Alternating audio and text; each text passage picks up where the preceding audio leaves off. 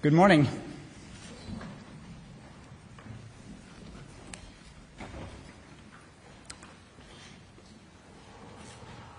The Nobel Peace Prize for 2025 goes to a brave and committed champion of peace, to a woman who keeps the flame of democracy burning amidst a growing darkness.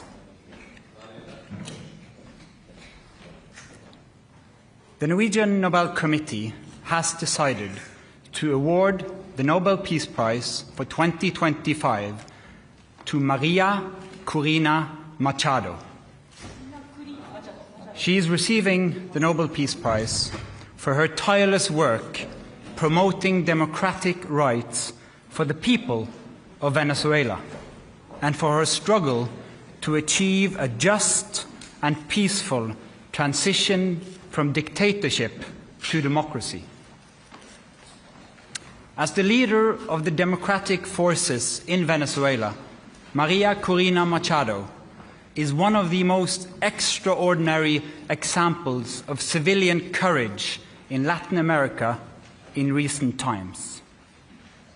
Ms. Machado has been a key unifying figure in a political opposition that was once deeply divided, an opposition that found common ground in the demand for free election and representative government.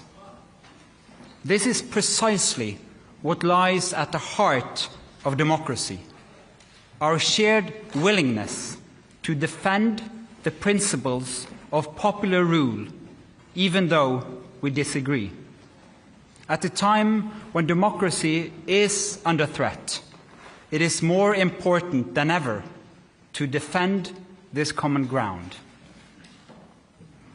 Venezuela has evolved from a relatively democratic and prosperous country to a brutal and authoritarian state that is now suffering a humanitarian and economic crisis.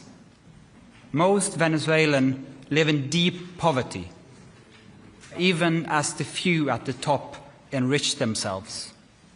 The violent machinery of the state is directed against its own population.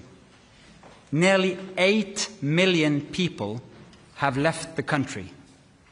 The opposition has been systematically suppressed by means of election rigging, legal prosecution, and imprisonment.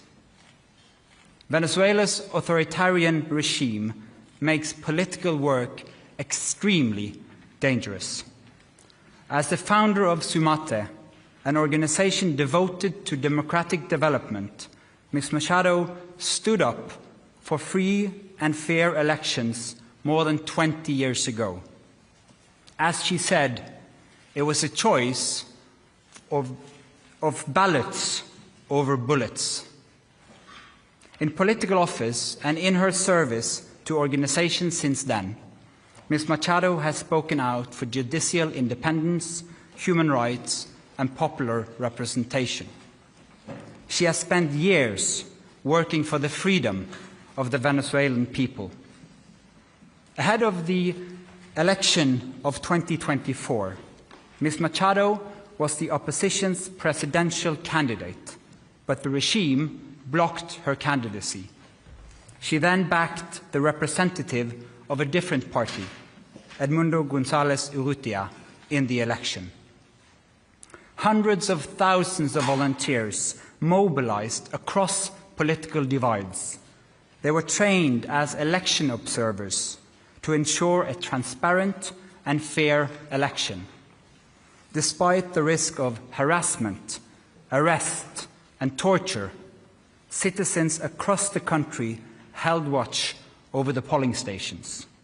They made sure the final tallies were documented before the regime could destroy ballots and lie about the outcome. The efforts of the collective opposition, both before and during the election, were innovative and brave, peaceful and democratic. The opposition received international support when its leaders publicized the vote counts that had been collected from the country's election districts, showing that the opposition had won by a clear margin. But the regime refused to accept the election result and clung to power. Democracy is a precondition for lasting peace. However, we live in a world where democracy is in retreat, where more and more authoritarian regimes are challenging norms and resorting to violence.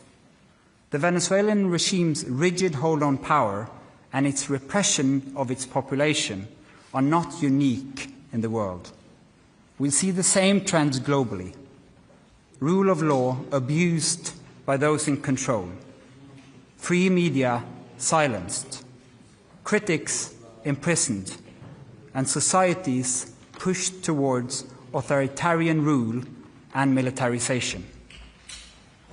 In 2024, more elections were held than ever before, but fewer and fewer are free and fair.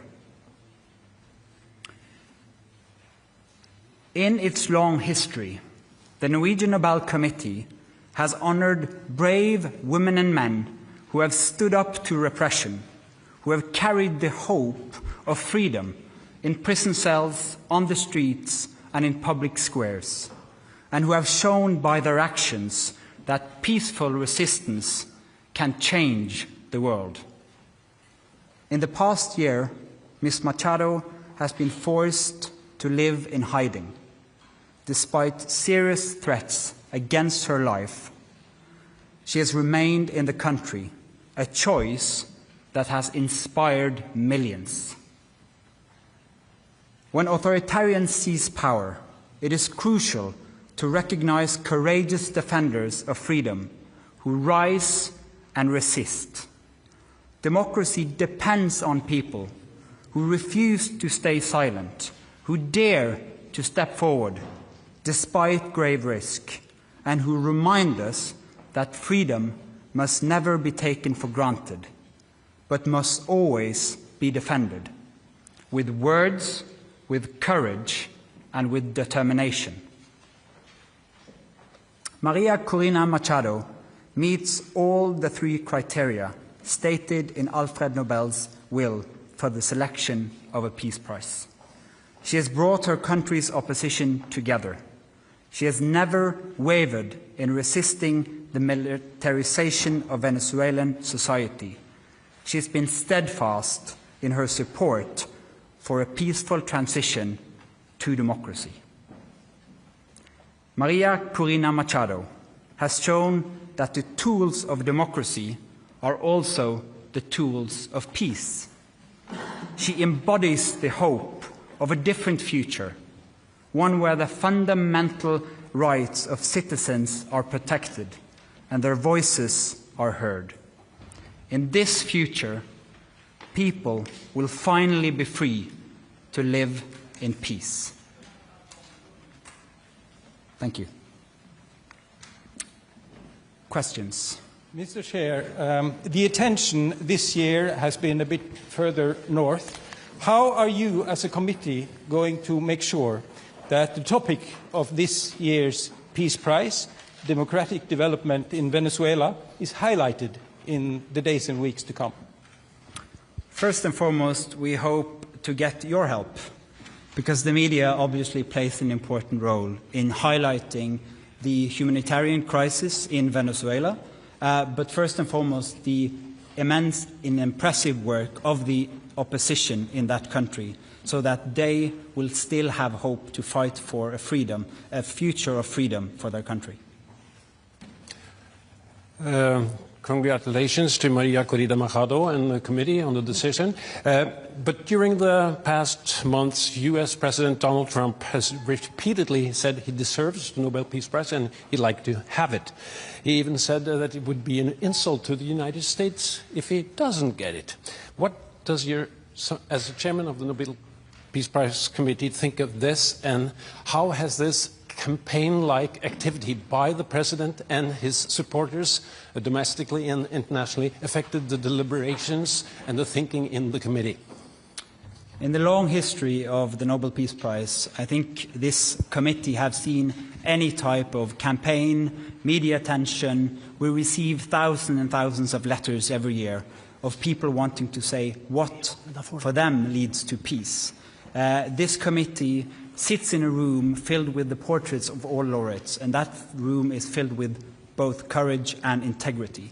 So we base only our decision on the work and the will of Alfred Nobel. Hello, Bibiana Piena from the Norwegian News Agency. As you state in your explanation, more and more countries are moving in a more autocratic direction. Would you say that the committee, by this prize, is sending a warning to the world? Living in a world where we have less and less democracies and more authoritarian regime means that the world is also getting more unsafe. And we believe that peace, democracy is a precondition for peace. And so, yes, that is the message to the world. We need to support the democratic forces also on behalf of peace. Thank you. Mieszko Czarnecki, the Polish press agency, PAP. This is the next Nobel Peace Prize in recent years when woman has been awarded. Do you feel that women all over the world and in certain countries play a significant and a certain role protecting democracy, taking into consideration the Iranian activist from 2023 and Venezuelan democracy protector that has been just announced as a laureate? Thank you. Thank you. as quoted in the announcement texts, in the long history of the prize, brave women and men from around the world have stood up against repression again and again. That is a key element of the Peace Prize, and we've seen it once again, that Maria Machado has been a unifying leader of the opposition in Venezuela, and what they did in the election of 2024 was incredible, and it gives hope to an entire country. Mr. Chairman, Christopher Ronenberg from Aftenposten. We've seen in previous years that awarding the Peace Prize to dissidents can put their lives at more risk than it already is. You mentioned yourself that she has been in hiding for quite some time. What considerations have you made when it comes to her safety and security now that she has become more exposed because of this Peace Prize?